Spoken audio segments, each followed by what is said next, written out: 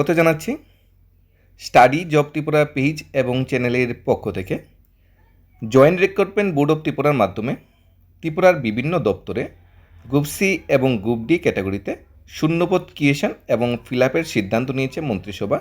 সেই অনুযায়ী 2024-25-26 অর্থবর্ষে মন্ত্রিসভার সিদ্ধান্ত অনুযায়ী প্রায় 3000-এর মতো বর্তমানে জেআইবিটি গ্রুপ সি গ্রুপ ডির ক্যাটাগরিতে শূন্যপদ খালি আছে। এই সমস্ত শূন্যপদগুলি জেআইবিটি 2-র মাধ্যমে ফিল আপ করা হবে। প্রথমে আমরা জেআইবিটি 1-এর সর্বশেষ আপডেটটা কী আছে সেটা দেখে নেব, তারপর আমরা জেআইবিটি 2 নিয়ে আলোচনা করব, যেখানে যোগ্যতা, কোয়ালিফিকেশন এবং নতুন সিলেবাস স্ট্রাকচার সমস্ত কিছু ডিটেলসে এবং কোয়ালিফিকেশন তারপর স্যালারি সমস্ত কিছু ডিটেলসে আলোচনা করবো। অর্থাৎ জেআইবিটি 2 নিয়ে আজকে স্পেশাল ভিডিওটা থাকছে। প্রথমে জেআইবিটি 1-এর সর্বশেষ আপডেটটা দেখে নিই।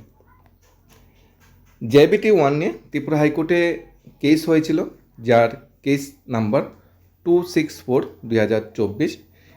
কেস বলে এই কেসের জাজমেন্ট বলে জেআইবিটি 1-এর যে মেরিট লিস্ট প্রিপেয়ার করা হয়েছিল রিটেন প্লাস ভাইভা মিলে, সেই মেরিট লিস্টের উপর কোশ্চেন করা হয়েছে এবং ত্রিপুরা হাইকোর্ট জেআইবিটি অর্থাৎ রাজ্য সরকারকে জেআইবিটি তথা রাজ্য সরকার 3 নম্বর থেকে 7 নম্বরে যারা আছে commissioner, joint recruitment board, member secretary, joint recruitment chairman এবং controller examination joint recruitment board, এই 4জন যারা আছে রেসপন্ডেন্ট, তাদেরকে বলে দিয়েছে ত্রিপুরা হাইকোর্ট থেকে যে জেআইবিটি 1-এর যে শূন্যপদগুলি খালি পড়েছিল সেই শূন্যপদগুলি দ্রুত ফিল আপ করার জন্য। কী কী শূন্যপদ খালি পড়েছিল? Lower division clerk, junior operator pump, junior multitasking operator uncommon এবং এগ্রি অ্যাসিস্ট্যান্ট। সেখানে ক্লিয়ারলি উল্লেখ করা ছিল রিটেন এক্সামের মাধ্যমে আবার পুনরায় মেরিট লিস্ট প্রিপেয়ার করার জন্য, আর কাট অফ মার্ক যেটা ছিল সেটা আগের মতোই নির্ধারিত করার জন্য, অর্থাৎ 30% SC/ST এবং 35% UR। শেয়ার উপর ভিত্তি করে ডকুমেন্ট ভেরিফিকেশন চলছে। ডকুমেন্ট ভেরিফিকেশন একটা কনফিউশন বা ডাউট যেটা সবার হচ্ছে, সেটা হচ্ছে আইটিআই ক্যাটাগরিতে 2টা পোস্ট খালি আছে, junior multi assistant, junior operator pump. 2টা পোস্টের যারা যখনই যারা ডকুমেন্ট ভেরিফিকেশন যাচ্ছে সবাই থেকে যে কোনো একটা পোস্টে প্রেফারেন্স চাওয়া হয়েছে। হাইকোর্ট থেকে কিন্তু এরকমই বলা হয়েছে, হাইকোর্ট থেকে বলা হয়েছে পোস্ট ওয়াইজ আলাদা করে মেরিট লিস্ট প্রিপেয়ার করার জন্য। তাই post wise merit list prepare করতে গেলে জেআইবিটি যে বোর্ড যেটা সিদ্ধান্ত হচ্ছে সবার থেকে একটাই প্রেফারেন্স নিচ্ছে। এখন দেখার বিষয় এ নিয়ে যদি কোনো বাদ বিপত্তি থাকে বা ভবিষ্যতে কেস হয় কি না, কিন্তু সম্ভাবনা খুব কমই কেস হওয়ার, কারণ জেআইবিটি কোর্টের নির্দেশ মোতাবেকই পোস্ট ওয়াইজ মানে যার প্রেফারেন্স সেটা জেনে নিচ্ছে। যদি কেউ junior multi assistant first preference দিয়ে থাকে বা প্রথম প্রেফারেন্স দিয়ে থাকে, তাহলে জুনিয়র অপারেটর পাম্পে যদি পোস্ট খালি থাকে তাহলে ওই পোস্টটা কিন্তু ওই ক্যান্ডিডেটের জন্য বরাদ্দ করা হবে, খালি কিন্তু পড়ে থাকবে না। সেটাই সবচেয়ে বড় কোশ্চেন। যাক, সেটা বিষয়ে আপডেট আছে, সেটা বিষয়ে ডকুমেন্ট ভেরিফিকেশন চলছে। ডকুমেন্ট ভেরিফিকেশন পর 1/3 রেশিওতে মেরিট লিস্ট প্রিপেয়ার হবে। মেরিট লিস্ট প্রিপেয়ার হওয়ার পর ভাইভা, এরপর ফাইনাল মেরিট লিস্ট প্রিপেয়ার হবে, চাকরি প্রত্যাশীর নাম ঘোষণা করা হবে, যেটা আগামী 6 মাসের মধ্যে বাস কমপ্লিট হওয়ার সম্ভাবনা প্রবল। তাছাড়া গত মন্ত্রিসভাগুলো 2023-এর মন্ত্রিসভা বলি, 24 বলি, 25-এর মন্ত্রিসভা বলি কিংবা 26-এর মন্ত্রিসভা বলি, প্রত্যেকটা মন্ত্রিসভাতে জেআইবিটির মাধ্যমে গ্রুপ সি গ্রুপ ডি ক্যাটাগরিতে শূন্যপদ ক্রিয়েশন করা হয়েছে। সেটা স্বাস্থ্য দপ্তর হোক, এডুকেশন ডিপার্টমেন্ট হোক, আমাদের এগ্রিকালচার ডিপার্টমেন্ট হোক, পিডাব্লিউ ডিপার্টমেন্ট হোক, পাওয়ার ডিপার্টমেন্ট হোক, প্রত্যেকটা দপ্তরে গ্রুপ সি গ্রুপ ডি ক্যাটাগরিতে পোস্ট ক্রিয়েশন এবং ফিল আপের সিদ্ধান্ত নিয়েছে এবং মাননীয় মন্ত্রী বারবার সেটা উল্লেখ করেছে জেআইবিটির মাধ্যমে নিয়োগ করা হবে। জেআইবিটি মানে বাল্ক নাম্বারও ভ্যাকেন্সি একসাথে আসবে, অর্থাৎ এখানে জেআইবিটির মধ্যে 200-300 ভ্যাকেন্সি আসবে না, হিউজ নাম্বার ভ্যাকেন্সি। যেমন প্রথমবার 5000 এসেছিল, এবার 3 থেকে 3500 ভ্যাকেন্সি, হিউজ নাম্বার ভ্যাকেন্সি যখন সবগুলো একসাথে হবে তখন রিক্রুটমেন্ট নোটিফিকেশনটা বেরোবে। মোটামুটি 3000 মতো পোস্ট হয়ে গিয়েছে, এর মধ্যে রিক্রুটমেন্ট নোটিফিকেশন বেরোয়ার সম্ভাবনা প্রবল। কিন্তু আমরা আগে দেখে নিচ্ছি কোয়ালিফিকেশন ক্রাইটেরিয়া কী। আমরা জেআইবিটি গ্রুপ সি যারা অ্যাপ্লাই করবো তাদের কোয়ালিফিকেশন ক্রাইটেরিয়া কী লাগবে, জেআইবিটি গ্রুপ ডিতে যারা অ্যাপ্লাই করবো তাদের কোয়ালিফিকেশন ক্রাইটেরিয়া কী লাগবে। জেআইবিটি গ্রুপ সিতে লোয়ার ডিভিশন ক্লার্ক একটা পোস্ট আছে, সেখানে মাধ্যমিক পাস হলে চলবে। মাধ্যমিক পাস হলে অ্যাপ্লাই করা যাবে। কম্পিউটারের নলেজ থাকতে হবে, কম্পিউটার সার্টিফিকেট লাগবে না, কম্পিউটার নলেজ থাকলেই চলবে। ন্যূনতম যোগ্যতা যাদের মাধ্যমিক পাস আছে তারা সবাই অ্যাপ্লাই করতে পারবে। কম্পিউটার সার্টিফিকেট, আমরা আবার বলছি কম্পিউটার সার্টিফিকেট প্রয়োজন নেই, নলেজ থাকলেই চলবে। টাইপিং টেক্সট কিন্তু এখানে হবে না। যারা সিলেক্টেড হবে তারা 6 মাসের মধ্যে যাতে কম্পিউটার ভালোভাবে শিখে নেয়, সেটিও সবচেয়ে বেশি বড় ব্যাপার। আর কিন্তু কোনো কোশ্চেন নেই। এগ্রি অ্যাসিস্ট্যান্ট ক্ষেত্রে মাধ্যমিক পাস হলে অ্যাপ্লাই করা যাবে, আদার কোনো কোয়ালিফিকেশন এখানে চাওয়া হয়নি। সমস্যা হলো জুনিয়র অপারেটর পাম্প এবং জুনিয়র মাল্টিটাস্কিং অপারেটর আনকমন, এই 2টা পোস্টের ক্ষেত্রে কিন্তু শুধু মাধ্যমিক পাস হলে চলবে না, তার সাথে কিন্তু আইটিআই লাগবে। কোন বিষয়ে আইটিআই লাগবে, ন্যাশনালিটি সার্টিফিকেট লাগবে, সেগুলো ওখানে উল্লেখ করে দেওয়া হয়েছে। আমাদের welder, gas, electric, plumber, turner, fitter, mechanic, diesel pump operator cum mechanic, wireman, electrician, এই যে মানে ফিল্ডগুলো বলা হয়েছে, ওই ফিল্ড থেকে আইটিআই থাকলে junior multi stage operator uncommon junior operator pump পোস্টে অ্যাপ্লাই করা যাবে। জেআইবিটি যখন 2 আসবে তখন কিন্তু এই ক্যাটাগরি পোস্টে সবগুলি জেআইবিটি গ্রুপ সিতে যাবে। জেআইবিটি গ্রুপ সিতে আরেকটা অডিটার ক্যাটাগরি একটা পোস্ট খালি করা হয়েছিল, সেটাও জেআইবিটি গ্রুপ সিতে যাবে। তবে তার কোয়ালিফিকেশন হলো গ্র্যাজুয়েশন 2800 গেট পে, এটা যেমন 2200 গেট পে সেটা 2800 গেট পেতে যাবে। সেটা জেআইবিটি 2তে 3 ক্যাটাগরি পোস্ট আছে, গ্র্যাজুয়েশন যোগ্যতা, মাধ্যমিক পাস যোগ্যতা এবং 5/8 পাস যোগ্যতা গ্রুপ ডি ক্যাটাগরিতে। এটা হলো জেআইবিটি গ্রুপ সির যে কোয়ালিফিকেশন। মাধ্যমিক পাস হলে ম্যাক্সিমাম পোস্টগুলোতে অ্যাপ্লাই করা যায়। যদি টেকনিক্যাল পোস্টগুলোর দিকে আমরা নজর দিই তাহলে কিন্তু আইটিআই ম্যান্ডেটরি। জেআইবিটি গ্রুপ সিতে টোটাল 200 নম্বরের পরীক্ষা হয়, এর মধ্যে 170 রিটেন এবং 30 নম্বর থাকে ভাইবার জন্য। রিটেন এক্সামে 170-এর মধ্যে পেপার 1-এ 70 থাকে, এবার পেপার 2-এ থাকে 100। পেপার 1-এ 70-র মধ্যে আমাদের এখানে সিলেবাস স্ট্রাকচার দিয়ে দেওয়া হয়েছে, যেমন ইংলিশে থাকবে 40 এবং জব ওরিয়েন্টেড কোশ্চেন থাকবে 30।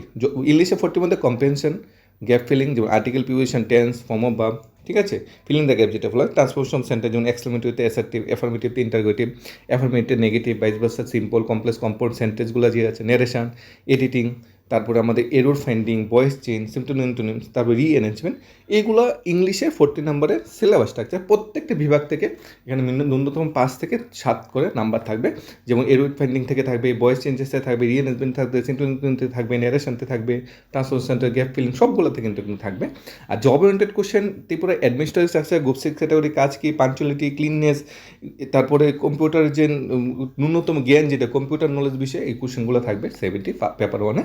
আর পেপার 2-তে যেটা থাকবে কারেন্ট অ্যাফেয়ার্স, জিকে থেকে থাকবে কিছু মার্কস, আর থাকবে আমাদের Indian history, Indian geography, constitution of India থেকে থাকবে কিছু মার্কস 100।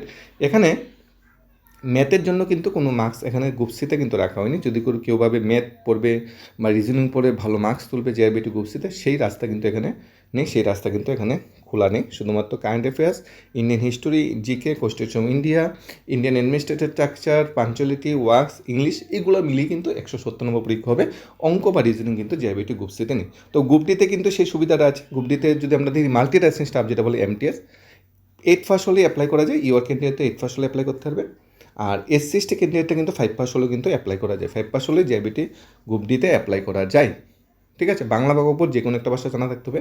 তবে জেআইবিটি গ্রুপ ডি সিলেবাসটা একটু ইজি। জেআইবিটি গ্রুপ সির কোশ্চেন কিন্তু অনেক বেশি টাফ হয়েছিল 2021-এ, তুলনায় গ্রুপ ডির কোশ্চেন কিন্তু অনেকটা ইজি হয়েছিল। এবারও আশা করছি গ্রুপ ডির কোশ্চেনটা কিছুটা হলো ইজি হবে।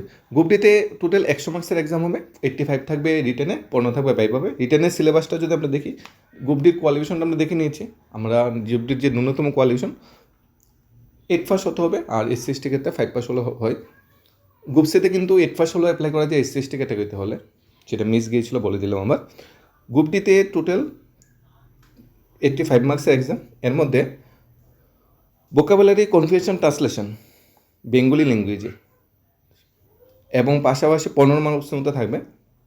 এরিথমেটিকে addition, substitution, multiplication, division and word problem, সেখানে থাকবে 15 মার্কসের মধ্যে, 30 মার্কস থাকবে। ইংলিশ থেকে থাকবে 20 marks. Part of speech, gender, article, tense, since পরে ব্যবহার, punctuation, WS question, basic concept of sentence, internet, এখানে থাকবে 20 মার্কস ইংলিশ থেকে। Common experience, current event, current affairs যেগুলো আছে ইন্ডিয়ান ত্রিপুরা রেসপেক্টে, সেখানে থাকবে 20 মার্কস। আর 15 মার্কস থাকবে duty of group D, government duties, আর সাবডিভিশন, ডিস্ট্রিক্ট, ব্লক যেগুলো আছে তাদের নাম বা তাদের বিষয়ে, তোমার কোন ব্লক, ডিস্ট্রিক্টে কিছু ইনফরমেশন, ব্লকে কিছু ইনফরমেশন, সাবডিভিশন কিছু ইনফরমেশন চাওয়া হবে, বা ডিউটিসগুলো কী গ্রুপ ডি স্টাফে সেটা চাওয়া হবে 15 মার্কস। দেখো ডিউটি যদি আমরা দেখি, গ্রুপ সি ক্যাটাগরির যে স্ট্রাকচারটা, punctuality, cleanness, application technology, office work, fundamental knowledge, group সির যে কাজ সেটা কিন্তু 30 মার্কস সেখানেও কিন্তু আছে গ্রুপ সিতে। গ্রুপ ডিকেও কিন্তু এখানে 15 মার্কস রাখা হয়েছে। গ্রুপ ডি ডিউটি কী, সাবডিভিশন, তারপর ডিভিশন, ডিস্ট্রিক্ট বিষয়ে জানার জন্য। তবে গ্রুপ ডিতে সিলেবাস স্ট্রাকচারটা একটু ইজি, যেহেতু গ্রুপ সি ক্যাটাগরি চাকরি। আবার ম্যাথের কিন্তু একটা সুবিধা আছে, ম্যাথে কিন্তু যারা ভালো এখানে গ্রুপ ডিতে ভালো মার্কস তুলতে পারবে। কাট অফ কিন্তু 62 কাছাকাছি মনে হয় ইউআরে গিয়েছিল। এসসি/এসটি কাট অফটা একটু কম, এসসি কাট অফ 55-এর কাছাকাছি গিয়েছিল, যেখানে এসটি কাট অফ অনেকটা কম, 49 বা 40 এটা কাছাকাছি গিয়েছিল। এখানে এবার যে সিলেবাস স্ট্রাকচারটা গ্রুপ ডিতে কিছুটা চেঞ্জ হওয়ার সম্ভাবনা আছে। গ্রুপ ডি সিলেবাস স্ট্রাকচারটা, গ্রুপ ডি যে এক্সাম প্যাটার্নটা, ম্যাক্সিমাম বর্তমান দল সমর্থিত বা ম্যাক্সিমাম বেকার চাকরি হচ্ছে ভাই বোন যারা বর্তমান সরকারের সাথে মানে তাল মিলে বর্তমান সরকারের সাথে কাজ করছে, সবার একটাই দাবি অ্যাটলিস্ট গ্রুপ ডিতে যাতে রিটেনটা তুলে দেওয়া হয়, যাতে ভাইবার মাধ্যমে নেওয়া হয়, তাহলে গ্রুপ ডিতে এরকম কোনো রিটেনের কোনো প্রয়োজনীয়তা নেই, এটা তাদের দাবি। কিন্তু আমরা সেটাই আশা করবো যাতে গ্রুপ ডিতে রিটেনটা থেকে থাকে, কারণ গ্রুপ ডিতে রিটেন থাকবে মানে এটা স্বচ্ছতা মাধ্যমে নিয়োগ হবে, এতে কোনো কোশ্চেন মার্ক আসবে না। যাই হোক, আমরা গ্রুপ সি গ্রুপ ডির সিলেবাস স্ট্রাকচারটা দেখে নিলাম, গ্রুপ সি গ্রুপ ডির যে কোয়ালিফিকেশনটা দেখে নিলাম। স্যালারি স্ট্রাকচারটা গ্রুপ ডি ক্যাটাগরিতে প্রথম বেসিক 16,000 টাকা দেওয়ার কথা, 12,000 টাকা বেসিক দেওয়া হবে, তারপর ডিএ, যখন বর্তমানে যে ডিএ পার্সেন্টেজ সে ডিএ দেওয়া হবে। এছাড়া এমএ তো নেই, সেটাই আলাদা বিষয়। ইন হ্যান্ড স্যালারি ম্যাক্সিমাম থেকে ম্যাক্সিমাম মানে 16,000 কাছাকাছি আসবে। গ্রুপ ডিতে সেই রকম, গ্রুপ সিতে সেই 20-21,000 কাছাকাছি নেট স্যালারি, মানে এরকমই স্যালারি স্ট্রাকচার। যদি রেগুলার পোস্টে নিয়োগ হতো তাহলে স্যালারি স্ট্রাকচারটা একটু বেশি হতো। তবে সুপ্রিম কোর্টে প্রথম কেস চলছে, আমাদের সম্মানিত শিক্ষকদের প্রতি আমাদের মানে বিশ্বাস, আমাদের শিক্ষকদের প্রতি আমাদের মানে সেলুট, তারা ফিক্সড পে নিয়ে সুপ্রিম কোর্টের কেসটা নিয়েছে, এবং সুপ্রিম কোর্টেও আশা করছি শিক্ষকরা জয়ী হবে ফিক্সড পে, যেহেতু হাইকোর্ট বলেছে ফিক্সড পে তো অসংবিধানিক।